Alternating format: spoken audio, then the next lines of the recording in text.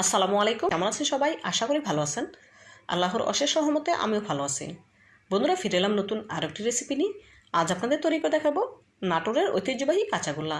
কীভাবে খুব সহজে কাঁচাগোল্লা তৈরি করা যায় তার একটি সহজ রেসিপি নিয়ে চলে এলাম। আশা করি পুরো ভিডিও জুড়ে সাথে থেকে কাঁচাগোল্লা রেসিপিটি দেখে নেবেন। তো বন্ধুরা, চলুন মূল প্রিপারেশনে যাওয়া যাক। কাঁচাগোল্লা মিষ্টি তৈরি করার জন্য এখানে 2 কেজি দুধের ছানা নিয়েছি। দেখুন, ছানাটা আমি খুব ভালোভাবে পানি ছড়িয়ে নিয়েছি। এখন সম্পূর্ণ ছানাটাকে আমি সমান দুভাগে ভাগ করে নেব।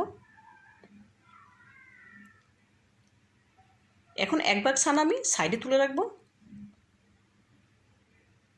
আর বাকি অর্ধেক ছানা এখন হাত দিয়ে ডলে খুব ভালোভাবে মিহি করে নেব। দেখুন, হাতের তালুর সাহায্যে খুব ভালোভাবে ডলে মিহি করে নিচ্ছি। এই ছানাটা যত ভালোভাবে মিহি করে নেওয়া হবে, কাঁচাগুলোগুলো তত বেশি সফট এবং স্মুথ হবে। কাঁচাগুলো তৈরি করার সময় একটু ভেঙে বা ফেটে যাবে না। তো বন্ধুরা, ভিডিওর এই পর্যায়ে আপনাদের কাছে ছোট্ট একটি রিকোয়েস্ট রইল, যারা এখনও পর্যন্ত আমার ভিডিওটি দেখছেন একটি লাইক দিতে ভুলে গেছেন, প্লিজ একটি লাইক দিয়ে ভিডিওটি কন্টিনিউ করবেন। আর যে সকল বন্ধুরা আমার চ্যানেলে নতুন ভিজিট করেছেন, চাইলে চ্যানেলটি সাবস্ক্রাইব করে পাশে থাকা অল নোটিফিকেশনে ক্লিক করে দিতে পারেন। এতে করে যখনই আমি কোনো নতুন ভিডিও আপলোড করবো সবার আগে আপনার কাছে পৌঁছে যাবে। অলরেডি যারা সাবস্ক্রাইব করে নিয়েছেন আপনাদেরকে জানাই অসংখ্য ধন্যবাদ। দেখুন বন্ধুরা, এই পর্যায়ে ছানাটা আমার মিহি করে নেওয়া হয়ে গিয়েছে। দেখুন, একটু দানাদার ভাব নেই, একদম মিহি হয়ে গিয়েছে। এখন সম্পূর্ণ ছানাকে একসাথে করে নিয়ে চুলায় চলে যাব। এদিকে চুলে একটি প্যান বসিয়ে নিয়েছি, দিয়ে দিচ্ছি যে ছানাটা আমি মিহি করে রেখেছিলাম সে ছানাটা। এখন একটি স্প্যাচুলার সাহায্যে ছানাটাকে 1 মিনিটের মতো নেড়ে চেড়ে নেব।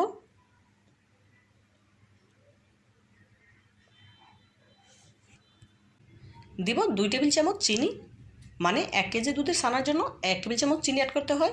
যেহেতু আমি 2 কেজি দুধের ছানা নিয়েছি সেজন্য 2 টেবিল চামচ চিনি অ্যাড করে দিলাম। এখন একটু নেড়ে চেড়ে নেব।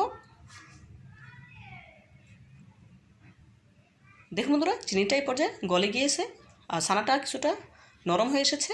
এই পর্যায়ে এর সাথে অ্যাড করে দিচ্ছি 1/3 cup condense milk. Condense milk আর চিনি একসাথে মিশিয়ে গিয়ে ছানাটা অনেকটা তরল হয়ে আসবে। ভয় পাওয়ার কোনো কারণ নেই। ছানাটা যখন জাল করতে থাকবো আর নাড়তে থাকবো, আস্তে আস্তে ছানাটা ঘন হয়ে আসবে।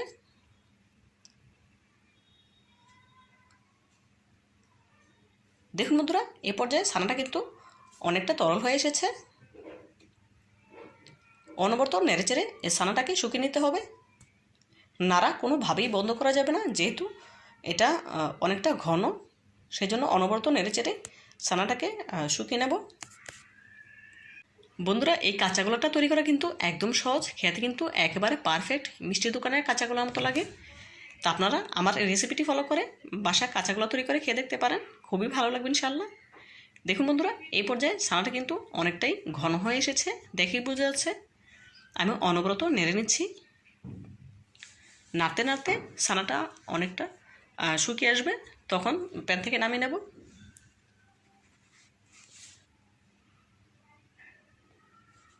দেখুন বন্ধুরা, ছানাটা কিন্তু এখনও কাঁচাগোলার জন্য তৈরি হয়নি। আমি অনবরত নেড়ে রাখছি। ছানাটা কিন্তু এখনও পুরোপুরি রেডি হয়নি, আরও 1 মিনিটের মতো জাল করে নিতে হবে। আমি অনবরত নেড়ে চেড়ে আরও 1 মিনিট জাল করে নিচ্ছি। বন্ধুরা, এই পর্যায়ে কিন্তু ছানাটা আমার কাঁচাগোলার জন্য রেডি হয়ে গিয়েছে। এখন প্যান থেকে নামিয়ে একটি সরানো প্লেটে ঢেলে দেব। সরানো প্লেটে নিয়ে একটু সরিয়ে দিয়েছি যাতে করে কিছুটা ঠান্ডা হয়ে আসে। পুরোপুরি ঠান্ডা হয়নি, কিছুটা ঠান্ডা হয়েছে মাত্র। যে ছানাটা আমি আগে থেকে তুলে রেখেছিলাম সেই ছানাটা এখন মিশিয়ে দেব। এখন সম্পূর্ণ ছানাগুলোকে একসাথে খুব ভালোভাবে মেখে নিচ্ছি। দেখুন বন্ধুরা, ছানাটা কিন্তু পুরোপুরি ঠান্ডা হয়ে যায়নি, কিছুটা ঠান্ডা হয়েছে, অনেকটাই গরম রয়ে গিয়েছে। আপনারা আমার হাত দেখেই বুঝতে পারছেন কতটা গরম অবস্থায় আমি এটা মেখে নিচ্ছি। এখন হাত দিয়ে খুব ভালোভাবে ডলে নিতে হবে হাতে তালুর সাহায্যে। এই ছানাটাকে যত বেশি ডলে না হবে কাঁচাগোলাগুলো তত বেশি সফট হবে।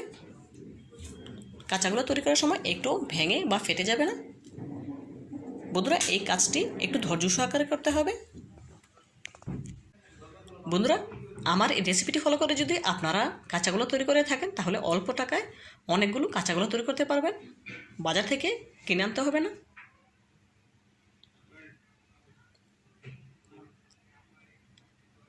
দেখুন আমি কিন্তু হাতে তালুর সাহায্যে খুব ভালোভাবে ডলে নিচ্ছি। এই পর্যায়ে ছানাটা আমার মিহি করে নেওয়া হয়ে গিয়েছে। কাঁচাগোলা তৈরির জন্য পারফেক্টভাবে রেডি হয়ে গিয়েছে। কাঁচাগোলা কোট করে নেওয়ার জন্য এখন মাওয়া তৈরি করে নেব। তার জন্য একটি পেলাতে নিয়ে নিয়েছি হাফ কাপ গুঁড়া দুধ, তার সাথে অ্যাড করে দেবো 2 চা চামচ ঘি। এই ঘিটা আমার ঘরেই তৈরি করা। কীভাবে হোমমেড ঘি তৈরি করা যায় তার একটি সহজ রেসিপি অলরেডি আমার চ্যানেলে আপলোড করা আছে, চাইলে সেখান থেকে দেখে নিতে পারেন। এখন হাত দিয়ে খুব ভালোভাবে গুঁড়ো দুধের সাথে ঘিটা মেখে নেব। দেখুন হাত দিয়ে খুব ভালোভাবে মেখে নিচ্ছে। বন্ধুরা মাওয়া তরকারি কিন্তু একদম সহজ, একেবারে দোকানের মতো পারফেক্ট হয় এভাবে করলে। দেখুন বন্ধুরা এই পর্যায়ে মাওয়াটা আমার তৈরি হয়ে গিয়েছে, দেখেই বুঝতে পারছেন।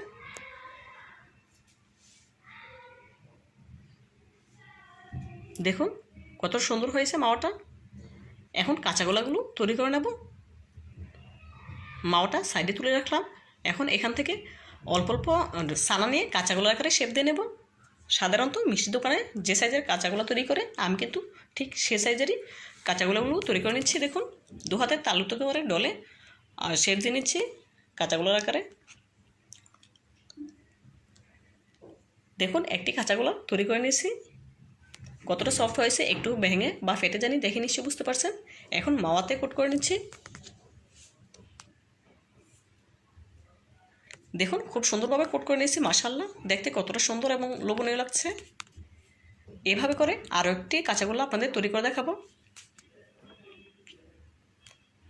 দেখুন বন্ধুরা আরও একটি কাঁচাগোলা তৈরি করে দেখাচ্ছি।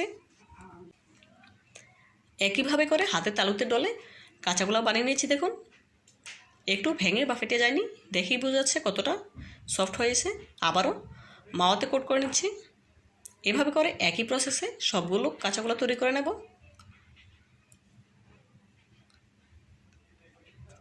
দেখুন বন্ধুরা এক এক করে সবগুলো কাঁচাগোলা তৈরি করে নিচ্ছে।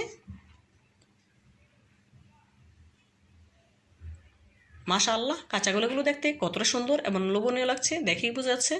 তো বন্ধুরা দেখতে যতটা সুন্দর হয়েছে খেতে ততটাই সুস্বাদু। আপনারা একবার হলেও আমার এই রেসিপিটি ফলো করে কাঁচাগোলা তৈরি করে খেয়ে দেখবেন, খেতে একেবারে পারফেক্ট মিষ্টি দোকানের মতো লাগবে।